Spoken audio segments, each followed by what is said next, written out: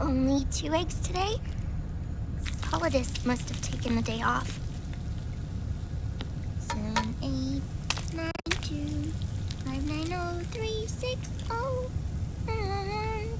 3, 3, 0, 5, 3, 0, 5, 4, 8, 8, 2, 4, 4, 6, 6, 5, 2, 1,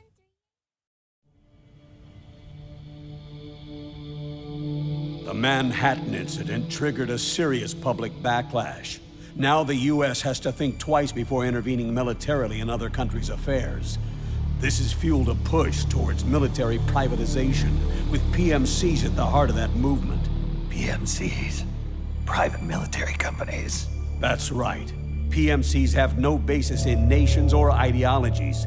They are private enterprises, driven by profit. In addition to dispatching mercenaries to war zones, they secure weapons and train local soldiers. They're contractors for war itself, and business is good. Their clientele includes developed nations like the US, rebel factions looking to seize power by force, smaller countries lacking armies of their own, even terrorist groups.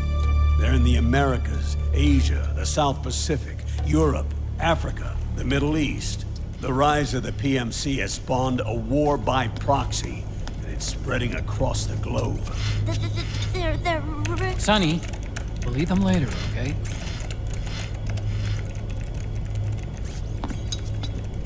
Every age has its mercenary.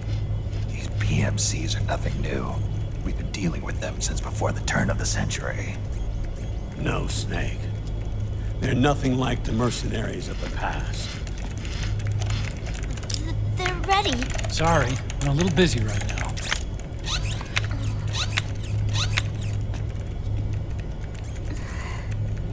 The Pentagon's new battlefield control system has produced a decisive difference between hired guns and the PMCs of today. The system was developed by Arms Tech Security. Arms Tech? You mean AT Corp? Yeah. In recent years, AT Corp has shifted focus from weapons development to security tools. And since the establishment of AT Security, business has been booming. The system makes it possible to integrate not only micro-level information on individual soldiers and units, but also macro-level information about field conditions and order of battle. So they've finally achieved total real-time battlefield control. That's right. And as a result, the global presence of PMCs has grown explosively. Truth is, the rise of system-controlled PMCs has led to a dramatic decline in civilian casualties and human rights violations on the battlefield. A cleaner, safer battlefield. Makes for nice propaganda.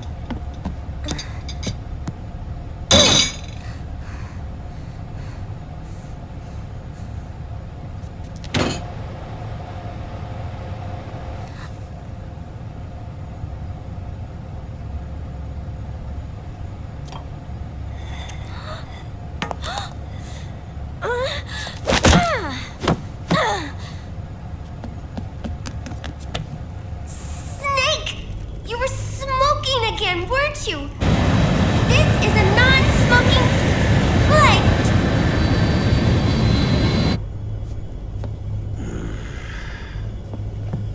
There's more. State governments and rebel groups can't match the maintenance price of standing forces. PMCs, by comparison, are reliable, easy to use. It wasn't long before everybody had them on the payroll.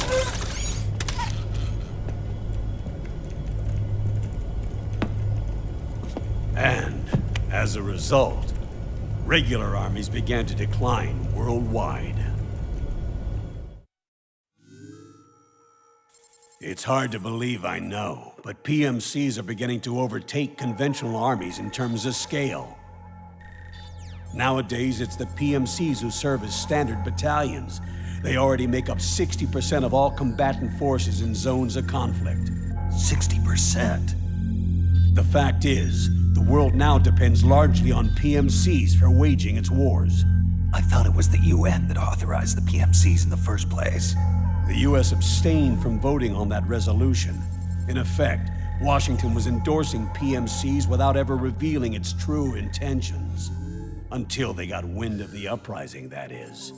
The US has exported too much military power, and now she's paying the price. That's exactly it. America has now turned war into a form of economic activity. Analysts are calling it the war economy, in that it's picking up the slack for the downward-sloping oil market. But I, for one, don't intend to simply stand by and watch it happen. For the PMCs, market expansion entails fanning the flames of war. It means more refugees. War orphans. Child soldiers. Yes. Even as PMC soldiers get more specialized, they're also getting younger. Mercenaries spun off from state armies. Unmanned weapons. Child soldiers. Proxy battles in a new Cold War. There are hundreds of PMCs in business worldwide, and their numbers are growing. Currently, 5 of them are big enough to be labeled global powers, 2 in the US, and 1 each in the UK, France, and Russia. Reconnaissance has revealed that those 5 PMCs are run by a dummy corporation that acts as a single mother company. This mother company embodies the 5 largest PMCs. Her name is Outer Heaven. Outer Heaven? You mean? That's right. It's Liquid. Liquid? He's taken command of this immense army and is now preparing to unleash an insurrection. I watched him die. His will lives on, in the body of the man once known as Ocelot. He aims to fan the flames of war even higher, to create the perfect world once envisioned by Big Boss. The one world in which soldiers will always have a place. He must be stopped, before it's too late. Do you understand, Snake? Any means necessary. Just stop Liquid's insurrection. Even if it means killing him. You want Liquid dead. Isn't that right, Colonel?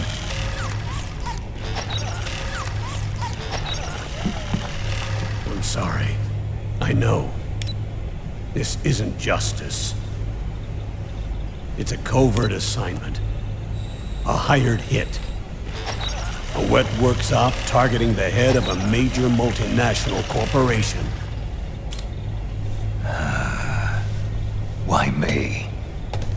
Because of the military might of the PMCs and the effect they have on the economy. War is to the 21st century what oil was to the 20th, the pillar that supports the global economy. You'll recall a rather alarming report issued by that American think tank during the Cold War. One that described a new model for perpetual war. What we're facing now is a whole new ballgame. Iron Mountain's Delphi technique.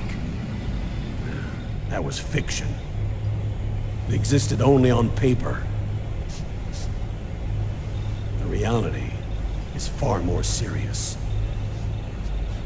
The global community is concerned, but they're all too afraid of the war economy collapsing to do anything about it.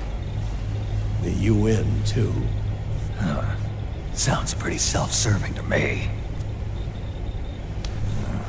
Snake. This mission isn't an order from Washington. Not like the old days. And it's not something the UN can officially sanction either. But we can't just look the other way while Liquid plots this insurrection. If we fail to act, he'll become the greatest threat the world has ever faced.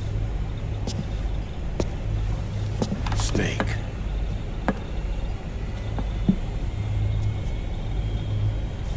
You're the only man I can trust.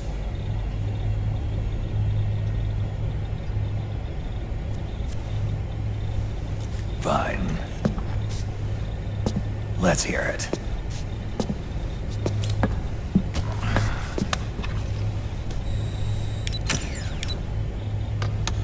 Our intelligence on Liquid's uprising originally comes via reports from U.S. Special Forces, who were mobilized after we at the UN reported our findings. They're tracking Liquid's movements. About 18 hours ago, he was spotted in the Middle East. There's a rebel army in the Middle East, made up of ethnic minorities, waging civil war against the regime in power. The core of that regime's army is provided by one of the PMCs under Liquid's control. What about the rebels? The local militias have hired small numbers of operators as trainers and field commanders. And of course, they've got help from the local PMCs. Right. A proxy war between hired guns. PMC versus PMC. A quagmire of war. All too typical victims of the new world economy. Snake, you'll be sneaking into the conflict zone via transport truck, disguised as one of the rebel army's hired operators. Your first objective is to make contact with our informants, Rat Patrol Team 01. They'll be expecting you. Rat Patrol, huh? They sound sneaky. They're a special forces team assigned to the Army's PMC Investigation Unit, CID. CID. Real rats of the Army. No. I can vouch for them personally. Friends of yours? You could say that.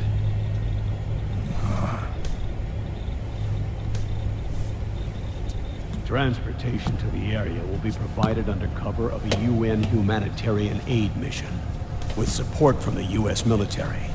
From there on, though, you'll get no protection, and no guarantees from anyone.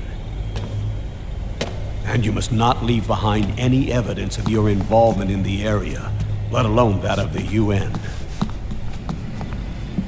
If word of this ever leaked out, it would spark a global firestorm.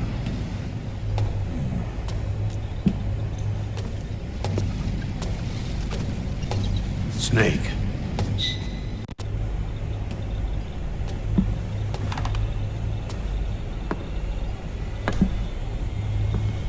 Will you do this for me?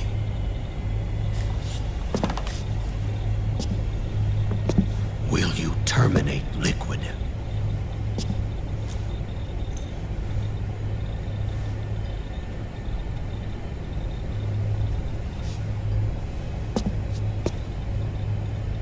I'm not like the PMCs. I don't need your money. Thank you. But if you're going to spark something, spark this. Fine. I'll start my own fire.